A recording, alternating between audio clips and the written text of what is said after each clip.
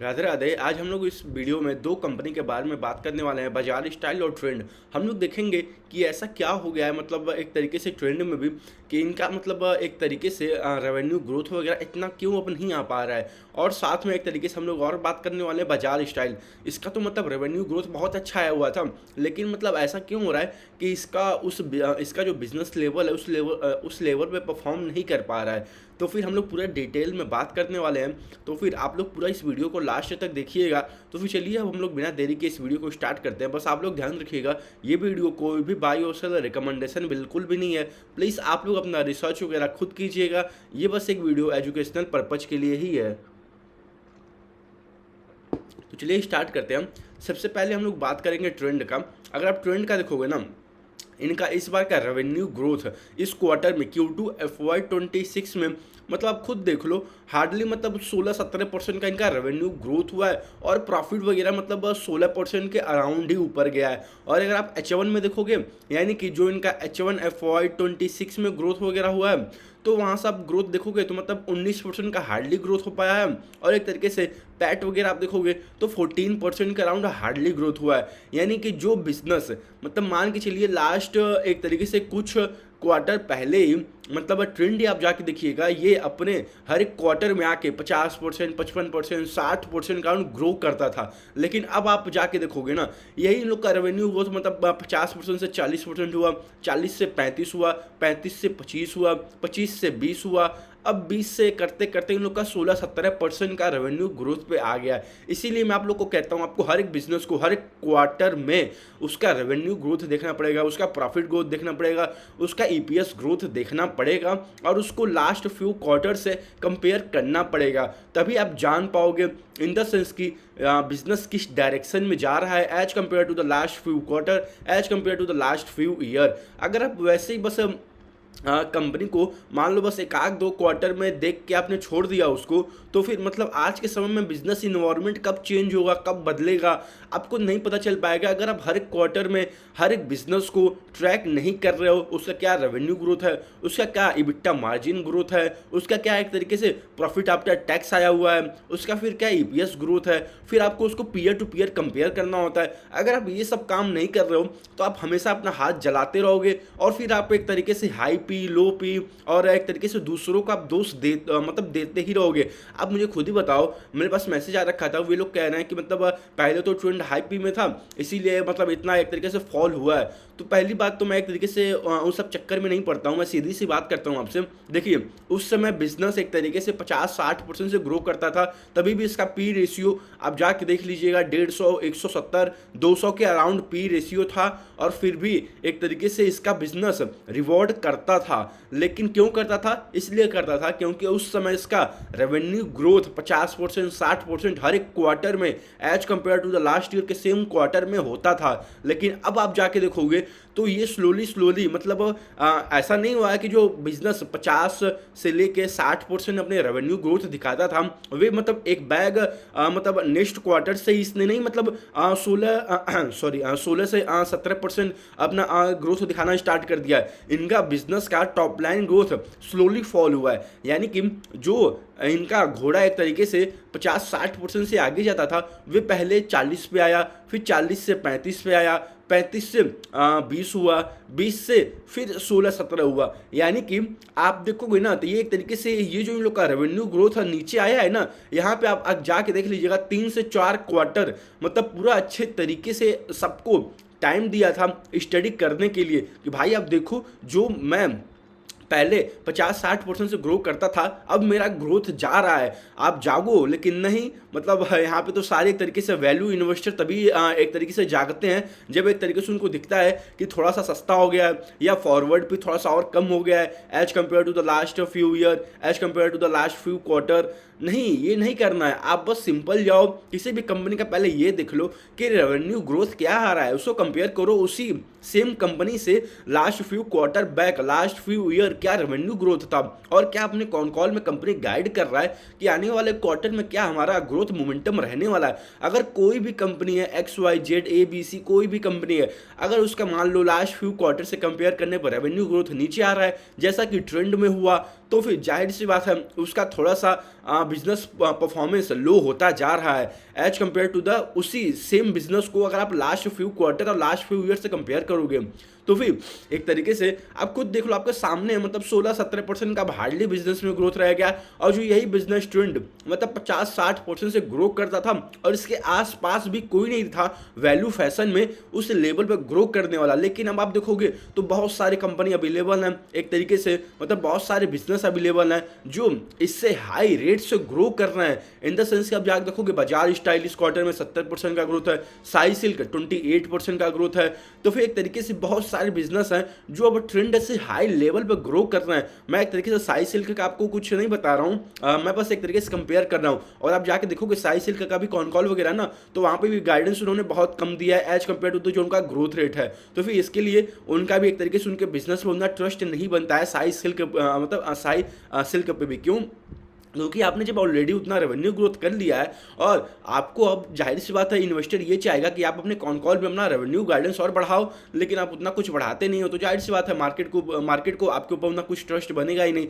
तो फिर एक तरीके से ऐसा भी होता है ना, अगर मान लो कंपनी अच्छा परफॉर्म कर दिया लास्ट 2-3 क्वार्टर में, अगर अपने कॉल में बुलिश नहीं है, थोड़ा सा कंजर्वेटिव है या फिर मतलब थोड़ा कुछ ज़्यादा ही कंजर्वेटिव है, तब तो मतलब वहाँ पे एक तरीके से लेने का देना हो ही जाएगा।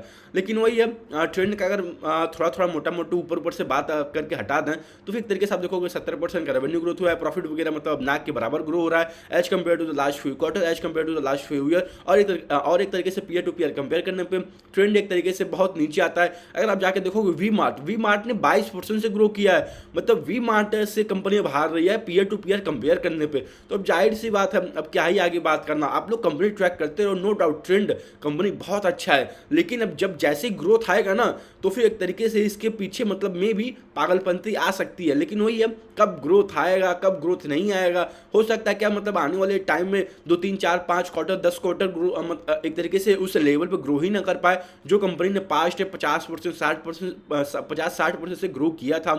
तो वही बात है आपको हर एक कंपनी को हर एक क्वार्टर में ट्रैक करना पड़ेगा। आप लोग किसी भी कंपनी को एक तरीके से वैसे ही साइडलाइन करके नहीं छोड़ सकते हो आपको, इसीलिए मैं कहता हूँ आप लोग को हर एक अपने वीडियो में बताता हूँ प्लीज़ आप लोग एक्टिव इन्वेस्टिंग देखो, यानी कि इन द सेंस कि आप लोग हर एक कंपनी को हर एक क्वार्टर में ट्रैक करो, तभी आप लोग को बेटर अंडरस्टैंडिंग मिल पाएगा किसी भी बिजनेस के बारे में। एक्टिव इन्वेस्टर का सबसे बड़ा फायदा यही होता है ना, आप किसी भी कंपनी को हर एक क्वार्टर में जब ट्रैक करोगे, उसका रेवेन्यू ग्रोथ देखोगे, उसका प्रॉफिट ग्रोथ देखोगे, उसका पीयर टू पीयर कंपेयर करोगे ना, तो आप हमेशा मार्केट में सबसे आगे रहोगे। जो भी एक तरीके से जो लेजी पर्सन वगैरह है ना, आप उनसे थोड़ा आगे रहोगे, बहुत आगे रहोगे इन द सेंस की। लेकिन वही है आपको अपना टाइम देना पड़ेगा, आपको एक तरीके से कंपनीज को ट्रैक करना पड़ेगा, हर एक क्वार्टर में ट्रैक करना पड़ेगा, तभी आप जान पाओगे कि जो एक तरीके से बिजनेस है, कोई भी बिजनेस है, क्या उसका रेवेन्यू ग्रोथ अच्छे लेवल पे है या फिर उसका रेवेन्यू ग्रोथ बुरे लेवल पे है, क्या उसको ऑपरेटिंग लेवरेज मिला है या फिर उसको ऑपरेटिंग लेवरेज नहीं मिला है। तो फिर चलिए अब हम लोग ने ट्रेंड का बात कर लिया, अगर वैसे हम बात कर लेना ट्रेंड का थोड़ा सा और, इन लोग का टोटल ओवरऑल स्टोर वगैरह 1000 के अराउंड हो गया, जिसमें से मान के चलिए वेस्ट साइड से 261 स्टोर है और मान के चलिए 806 स्टोर जूडियो का है, और उसके बाद उसमें से कई सारे मान के चलिए स्टोर वगैरह लाइफ स्टाइल के भी 34 स्टोर हैं। तो फिर एक तरीके से नो डाउट अपना इन्होंने स्टोर वगैरह बहुत तेज़ी से बढ़ाया था लास्ट 2 सालों में, तो इसीलिए उन लोग को और थोड़ा मतलब बेनिफिट देखने को मिल गया। अब वही है, अब देखते हैं आने वाले क्वार्टर्स में कंपनी किस रेट से अपने टॉप लाइन को ग्रो करेगा और क्या एक तरीके से और अच्छे लेवल पे ग्रोथ वगैरह दिखाएगा या फिर नहीं दिखाएगा। अगर आप देखोगे ट्रेंड को थोड़ा ट्रैक करोगे ना तो आपको पता चलेगा कि ट्रेंड अब धीरे धीरे और ट्राई कर रहा है कि अलग अलग वर्टिकल में जाने के लिए। लेकिन वही है अब वे कब एक तरीके से उन लोग का अलग अलग वर्टिकल अच्छा फल दे पाएगा इन द सेंस कि उसका कब रेवेन्यू ग्रोथ अब वापस आ पाएगा, अब तो हमें हर एक क्वार्टर में हर एक कंपनी को ट्रैक करने के बाद ही पता चल पाएगा। तो फिर चलिए आई थिंक मैंने ट्रेंड का मतलब सारा चीज़ बताई दिया है क्या है कैसे है। तो फिर चलिए अब हम लोग नेक्स्ट कंपनी के बारे में बात कर लेते हैं, बजाज स्टाइल का। अगर आप बजाज स्टाइल का देखोगे ना 1 सेकेंड,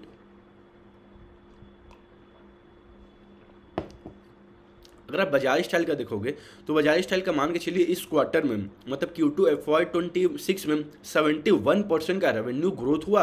और अगर आप प्रॉफिट वगैरह देखोगे ना तो प्रॉफिट यहाँ पे आपको एक तरीके से थोड़ा सा जंप अप दिखेगा इन द सेंस कि अगर आप देखोगे यहाँ पे आपको तो 51 करोड़ का प्रॉफिट दिखेगा, लेकिन ये रियल नहीं है। रियल इन द सेंस कि कंपनी को 51 करोड़ का वन टाइम कुछ गेन वगैरह मिला है, अगर आप उसको हटा दोगे ना तो कंपनी का 8-9-10 करोड़ का ही profit after tax in the end of the day for the for the Q2 FY26 के लिए बन के आया है। यानी कि यहाँ पे इन लोग का कुछ वन टाइम गेन वगैरह हुआ है 41 CR का, कुछ आई थिंक ये पेमेंट वगैरह कुछ इंश्योरेंस वगैरह से भी आया होगा, कुछ मतलब हुआ होगा। आप एक बार जाके प्लीज़ रीचेक या फिर वेरीफाई करिएगा। तो फिर एक तरीके से इन लोग का ये जो 51 करोड़ का है ना, इसमें आप मान के चलिए कि 40 करोड़ के अराउंड ही था। हाँ, 41 करोड़ के अराउंड ही है। आप उसको हटा के देखिएगा कि इनका क्या एक तरीके से प्रॉफिट आफ्टर टैक्स बना है इस क्वार्टर में। और आप लोग देखोगे ना, कंपनी ने लास्ट ईयर के सेम क्वार्टर में वहाँ पे 9 करोड़ के अराउंड इन लोग का लॉस हुआ था, लेकिन इस क्वार्टर में इन्होंने अगर वन टाइम गेन हटा भी था तो फिर 9-10 करोड़ का प्रॉफिट हुआ है। लेकिन वो ये एक तरीके से प्रॉफिट इसलिए हो पाया क्योंकि लास्ट ईयर में ना दुर्गा पूजा वगैरह मान के चलिए Q3 में था, लेकिन इस बार आप देखोगे तो फिर दुर्गा पूजा Q2 में आ गया था। तो इसीलिए आप देखोगे यहाँ पे इनका रेवेन्यू ग्रोथ भी 71% का हुआ था। यानी कि कंपनी ने 70% से अपने रेवेन्यू को ग्रो किया था as compare to the last year के सेम क्वार्टर में। क्यों? क्योंकि लास्ट ईयर का बेस कम था और इस बार बेस बड़ा हो गया। क्यों? क्योंकि इस बार दुर्गा पूजा, दशहरा, ये सब चीज़ें Q2 में ही पहले ही आ गया था। और आप देखोगे कंपनी ने, बजाज स्टाइल ने टोटल अपना 38 स्टोर आई थिंक इन्होंने ओपन किया हुआ है, 36 स्टोर बजाज स्टाइल ने अपने H1 FY26 में ओपन किया है। और कंपनी का टारगेट है कि ये लोग FY26 में 50 स्टोर ओवरऑल अपना ओपन कर लेंगे। और एक तरीके से बजाज स्टाइल बता रहा है, इनका जो रेवेन्यू ग्रोथ का गाइडेंस था पहले फॉर द FY26 के लिए वे 25% के अराउंड था, लेकिन अब कंपनी बता रही है कि हम लोग बड़े आराम से 30% प्लस ग्रो कर लेंगे। और हमारा इबिट्टा मार्जिन हम लोग का पैट मार्जिन 2 से 3% रहने वाला है पूरे साल के लिए FY26 के लिए। यानी कि अब आपको पता चल गया है कि कंपनी का एक तरीके से रेवेन्यू टारगेट क्या है, 30% प्लस है FY26 में, और पैट मार्जिन भी आपको पता चल गया कि 2 से 3% रहने वाला है। तो एक तरीके से अगर आप पीयर टू पीयर कंपेयर करोगे ना तो आपको पता चलेगा इससे भी हाई ग्रोइंग कंपनी मार्केट में अभी फिलहाल के लिए अवेलेबल है, इन द सेंस कि इससे हाई रेट से परफॉर्म करने वाला बिजनेस अवेलेबल है। क्यों? क्योंकि आप देखोगे, अगर आप पीयर टू पीयर कंपेयर करोगे ना, अगर आप किसी भी बिजनेस को वैल्यू फैशन में देखो, चाहे ज्वेलरी में देखो, चाहे आप पावर में देखो, चाहे रेलवे में देखो, कहीं भी देखो, अगर आप उसको पीयर टू पीयर कंपेयर नहीं कर रहे हो तो फिर वहाँ पे आप थोड़ा सा हाथ अपना चला लोगे, इन द सेंस कि आपको नहीं पता चल पाएगा कि और भी बिजनेस किस रेट से परफॉर्म कर रहे हैं और उनका क्या ग्रोथ गाइडेंस है। तो फिर अगर हम थोड़ा सा बात करें एक तरीके से बजाज स्टाइल का, अगर आप देखोगे ना तो इनका रेवेन्यू ग्रोथ हुआ है 71% से, और सबसे ज़्यादा इन लोग का फोकस इन द सेंस कि सबसे ज़्यादा स्टोर वगैरह कोलकाता साइड में ज़्यादा है, यानी कि बंगाल साइड में ज़्यादा है, ठीक है। और वहाँ पे ज़्यादा दशहरा और